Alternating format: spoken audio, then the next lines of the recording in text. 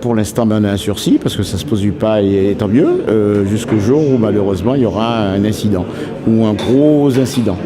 Donc le volcan, l'avantage c'est que ça prévient longtemps avant. Le cyclone, l'avantage c'est que ça se voit venir également. Le tsunami également. Mais ce qui ne prévient pas du tout, c'est le tremblement de terre. Le tremblement de terre qui n'est pas du tout lié à l'activité volcanique, mais lié aux plaques tectoniques. Et ça, c'est un tremblement de terre qui va concerner l'ensemble de l'arc de l'île Antilles, Guadeloupe, Martinique comprise évidemment. Et ça, c'est pas prévisible. Donc c'est très sournois. Donc c'est pour ça qu'il faut faire de la prévention et forcer le pays à être aménagé et forcer les gens à prendre ça en conscience pour qu'ils aménagent leur maison, leur lieu de vie, leur lieu de travail, de façon à minimiser les dégâts en cas de. Il y a des arrière-pays qui permettent d'avoir un développement.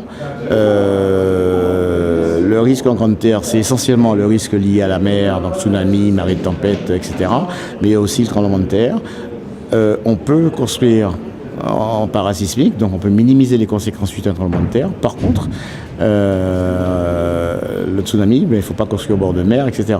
Par contre, pour la basse terre, c'est différent. La basse terre, on est loin des zones sismiques, mais on peut quand même risquer des problèmes avec le séisme. On est surtout très près d'un volcan qui s'appelle la Soufrière, qui peut se réveiller et qui peut annihiler complètement l'activité locale.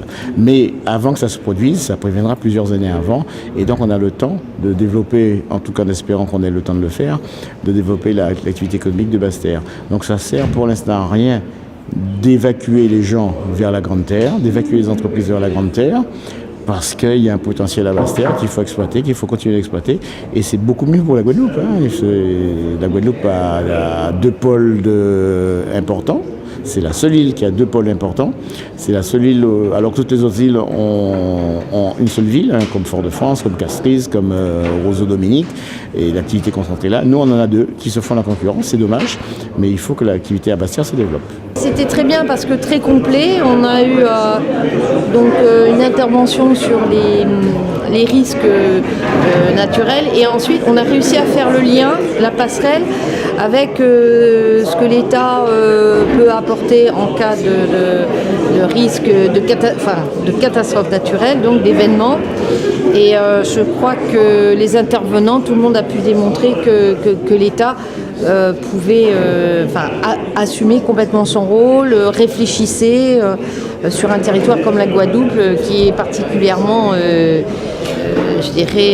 difficile de ce point de vue-là. Et moi, j'aurais même émis un souhait, c'est de faire une passerelle supplémentaire prospective en disant, voilà, est-ce qu'on ne peut pas au niveau économique, ce savoir-faire particulier, parce que les bâtiments sont quand même construits antisismiques, il y a un vrai savoir-faire, une valeur ajoutée dans ce secteur-là, pourquoi pas avoir une réflexion collective sur cette valorisation et, entre guillemets, l'exporter, puisque ça peut être un sujet, par exemple. C'est le rôle, et c'est pour ça que c'est très bien de travailler en partenariat avec la CCI, c'est que chacun puisse, à travers ses réseaux, diffuser toutes ces informations qui sont très utiles pour les chefs d'entreprise. Cette conférence que nous avons organisée à l'antenne de la CCI à Basse-Terre s'inscrit dans le cadre des manifestations que propose la ville de Saint-Claude pour commémorer le 40e anniversaire de l'éruption volcanique de la Soufrière.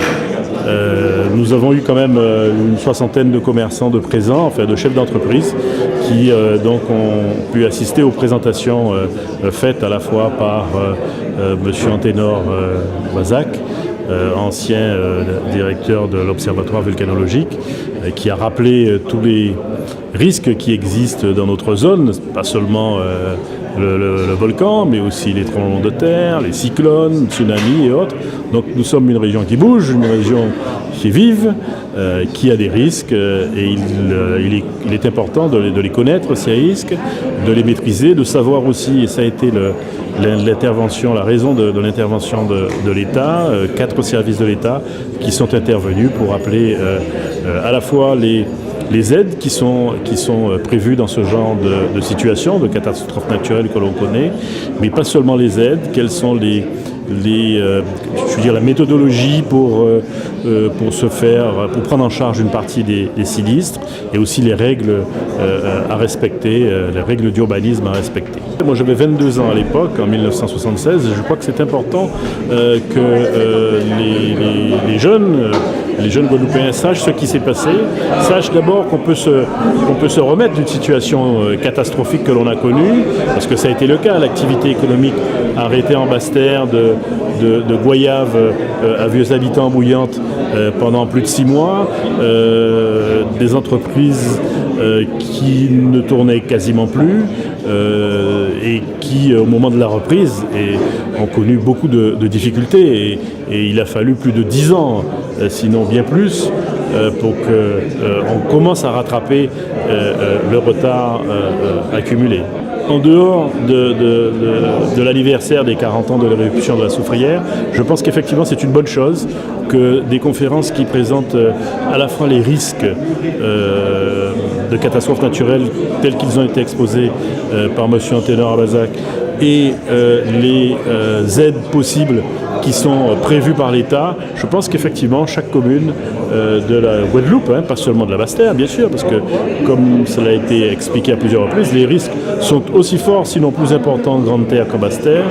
Et donc, il est important que ces informations soient apportées à la connaissance des chefs d'entreprise de Guadeloupe. Non, mais honnêtement, ce fut une très belle conférence. Disons, la CCI s'est montrée un partenaire de haute qualité, on va dire, en choisissant, disons, des intervenants ce soir qui ont véritablement porté l'information forte au monde de l'entreprise et avec une technicité et en informant sur les dispositifs qui sont mis en place par l'État. Ensuite, du côté de l'assurance, on a eu un expert aussi, disons, très au fait, disons, de ce monde-là, qui a, disons, donné sa science avec aussi une brillance, et sans compter les assistances au niveau des entreprises. Et tout ceci avec notre légendaire Antenor Abazac qui a pu positionner, disons, le risque volcanique, disant quand même nous sommes sur un territoire avec des risques, mais il y a aussi sur le territoire de Basse-Terre un potentiel énorme de développement. Ce que nous avons voulu montrer ce soir